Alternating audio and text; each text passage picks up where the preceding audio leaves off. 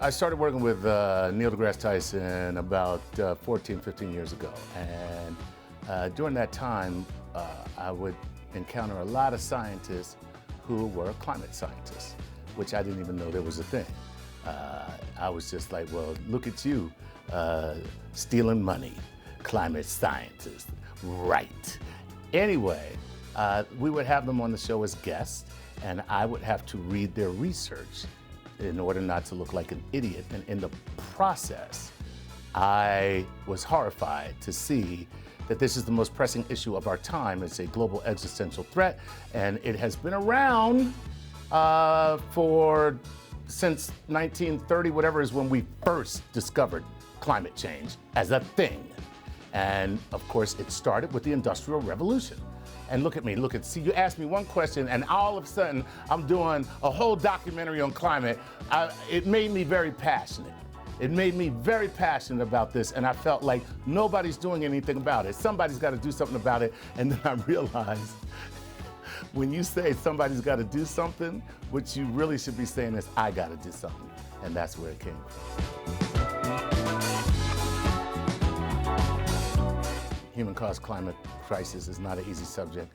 Most people do not want to think about it at all, and I do not blame them. It's like an ugly family secret, you know?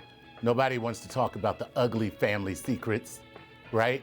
Nobody, if you're at the Thanksgiving table and it's all just family, and somebody's like, well, you know, Uncle Jimmy, no, don't you talk about Uncle Jimmy, not at this table. We all know what Uncle Jimmy did.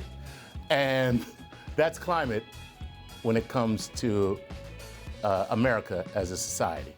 And so humor, you can make a joke about Uncle Jimmy, you know what I mean? And guess what? Everybody will laugh at that problem, right? And it will raise to the surface that something needs to be done about Uncle Jimmy. And so that's what we're doing. Climate crisis is Uncle Jimmy. Comedians make the jokes about him, and hopefully it raises their awareness and consciousness. Awareness we all have pretty much. Consciousness we pretty much don't.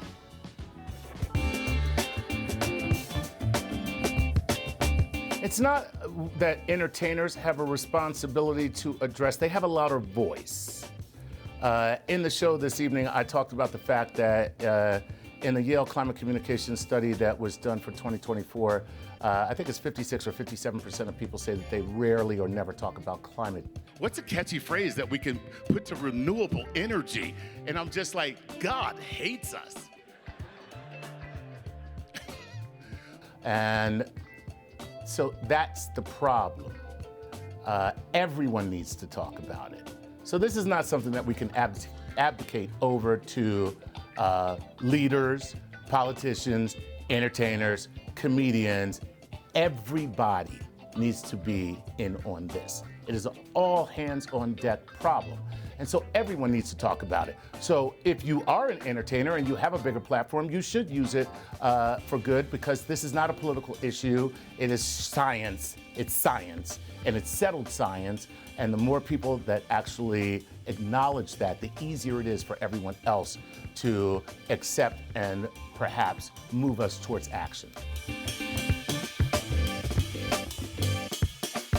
Hassan Minhaj for a while was doing some good climate work.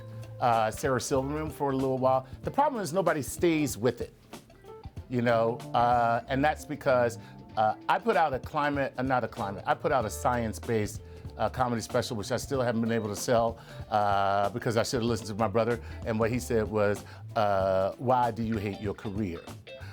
Nobody wants to see a comedy special about science.